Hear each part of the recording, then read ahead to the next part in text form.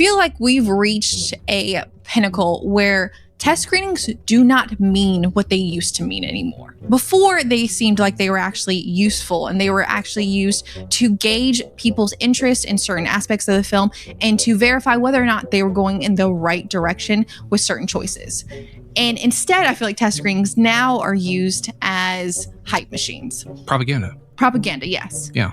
Because if you're going by reliable sources, some reliable sources would say that the test screening for Supergirl was the greatest thing of all time. It's going to be the greatest superhero movie of all time. I gotta tell you, it was perfect. And if you go by equally reliable sources, other people might say it was a train wreck and that needs tons of reshoots. Know your fucking place, trash. Recently, we've seen that what should be a focus group, what should be a test screening, should be this bit of market research to determine what works and what doesn't work, has completely fallen into just being It's been a tool. co-opted. It's just hype. It's just propaganda. And so there's really no valuable information that can be discerned from a test screening because it's just to keep it in the algorithm for people to be talking about it. Yeah, because when it's leaked, you know that a series of outlets and influencers that are going to try and make it sound like everything's all good, even if the words they're saying are very, very negative, but they're sure it'll all work out. Information, it doesn't mean what it used to mean. And so the ability to get meaningful data from focus groups, test screenings, I think is just dead. Non-existent. Yeah, it's gone. Because in the past, you had stuff like Fatal Attraction. The original ending had the villain commit suicide. And so the test audiences hated that. And they changed the entire ending of the film so that it was this bathroom showdown, which made it a massive hit. That's not what they use test screenings for anymore, you guys. A perfect example would be the Captain America Brave New World test screening, where they had extensive reshoots. They were middling test scores. Like, most people kept saying after each reshoot, there was multiple things they did not like anymore. At the end of the day, they were just looking for something that was the minimal viable product that some people would enjoy. Yeah, it's the MVP. It's what film can we get away with releasing versus what's the best possible film we can make. And I personally don't like the concept of a test screening at all. I'd rather there be no test screenings and just have a director create their vision and us just be like, hey, this is the unadulterated vision of whatever the director is. Do we like it or do we not? Mm-hmm. I don't like the idea of, well, some people liked it, but or the director felt very passionately about it, but it didn't test well. What the does that mean? And so we're changing it because that's how you make a product. That's how you refine a product. And I don't think movies should be products. I think they should be art. Well, dude, an even better example would be The Flash, because the Warner Brothers executives famously touted as one of the best superhero movies ever. How many actors did we see touting the idea and being quoted saying that The Flash was their favorite superhero movie they've ever watched? Mm-hmm. And so that was based on internal test screenings, by the way. It's the problem of there's too many corporate interests involved, especially when it comes to this type of film like Supergirl. It's going to be a big budget superhero film. There's too much money invested to risk the narrative getting away from you. I think that's also been a big part of why things recently don't resonate like they used to, because they're more about compromise and finding the least offensive or the most mass appeal versus the most memorable, the most pure storytelling. And we can feel it.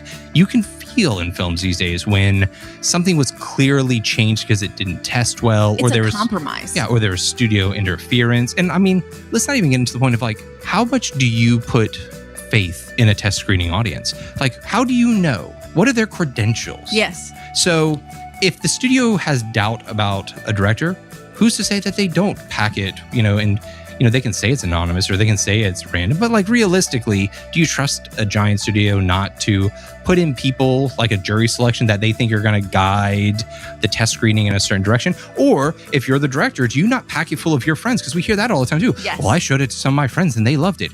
Yeah, your bubble is going to probably be similar to you.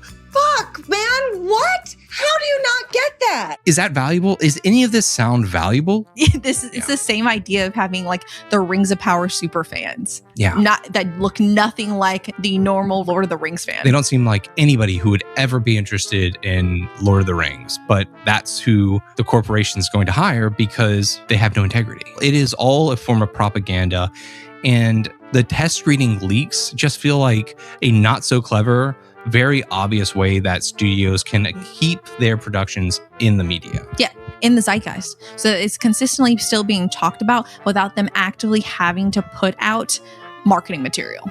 You sit on a throne of lies. And I think a big problem with this is the way that people talk about films. There's so much emotional investment in either trying to keep, I guess, studios alive or protecting them, even when they're doing themselves no favors, just not being honest. Or on the opposite side, just attacking things. When we hear about like rapid reshoots, like just rounds and rounds of reshoots, everybody should know, hey, that's probably not a good sign. Yeah, but it doesn't matter. You'll have people saying it doesn't mean anything. You know, what do we hear? Wait till the trailer comes out. And then if the trailer doesn't look good, you can't judge the trailer. Y'all are just hating. Wait for the movie to come out. So essentially, it's a game of keep people on the line until you can get them to pay for the ticket. And then boom, Yes. once you pay for the ticket, dude, you can say whatever you want. turn and burn, baby. Like, who Yeah. cares? Yeah. Because we already got you in the trap of you paid to see it. Yeah. So you're not allowed to have an opinion until you actually see it. It doesn't matter if I sell you a lemon, it's non-refundable. You can't go back and say, hey, this movie wasn't what I thought it was going to be. It turns out all the rumors about it being incomplete or trash were absolutely correct. No, you paid full price and you just been swindled. Yeah, it just seems like there's a lot of disingenuousness going on, and there's a lot of divergent reports. And it just seems like it depends on who's paying you and what is the criteria that or the influence that you want to push on the market. And if you look at like some of the counterpoints I've heard people say, like, Oh, dude, everyone wants to bring up Sonic the Hedgehog. yeah, And talk about how that was such a necessary test screening, that it was so important because they actually changed it. That was not a test screening, by the Nope. way. That was a freaking release. It was clearly, it seemed staged, by the way, but it was a public trailer that they released where they wanted people's feedback to be like, will this pass or not? well, and that's the thing. Sonic the Hedgehog was the complete opposite of a test screening. Dude, it was the internet screaming, bro, get rid of this ugly Sonic. Yeah, the massive influx of fans being like, hell no. Well, and that's the thing. Is like, what's the point of a test screening when, if you really cared about data, dude, the internet will Yeah. tell you exactly what it thinks. Yeah. I mean, there's nothing to stop the studios from running a poll on X saying, how do you feel about the Superman suit? How do you feel about...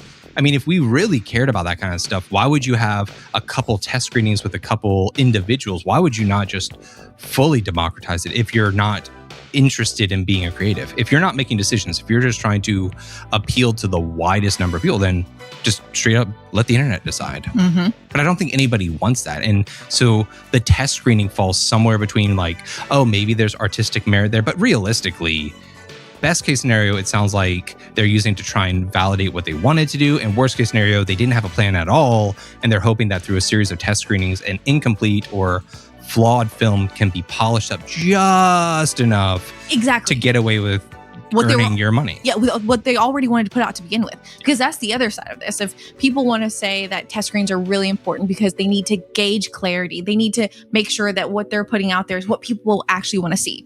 But when you're so far off from what people want to see on screen, how does that work when people tell you they want you to start from scratch? The very fact that there's no clarity coming out of the test screening kind of proves the point that these test screenings are kind of like Schrodinger's cat. They're simultaneously the best thing you've ever heard, and they're The also worst. the worst thing you've ever heard. They've become the shield that the studio hides behind when they make whatever decisions they want to make. And so with the test screenings, the whole point, I believe, is to have the leaks. It creates a sense of buzz when you feel like you've heard something you shouldn't have. It feels like gossip. But realistically, I think there's no connection between the things you hear about a film and the actual quality of the film. I mean, in this goes beyond just the culture of leaking test screenings, but it's also Rotten Tomatoes. There's no discernible pattern. Sometimes the critic scores line up with the audience scores. Sometimes they're the complete opposite. People see what they want to hear. Instead of saying, hey, the system seems really poor at determining what is a popular film. At the end of the day, like the test screenings and things like Rotten Tomatoes do a very poor job of reliably informing people what they're going to like and what will be successful. And we don't talk about how easy it would be to manipulate any of it. Yeah, which we found out it has been manipulated. It's a total fabrication. You realize when things are extremely positive, the studio usually puts out an article saying that like we had massive, overwhelming positive reviews. Everyone loved it. Yeah. Do you think the studio's ever going to come out and be like, we did a test screening and it's back to square one? Absolute train wreck. We owe it to the audience to get this right and we didn't. And so, yeah, we're going to do right by you. No, it's always going to be some corporatized version of we're working on it. It's about the process, good things, and the typical. Or they say nothing. 2 compliments and 1 criticism.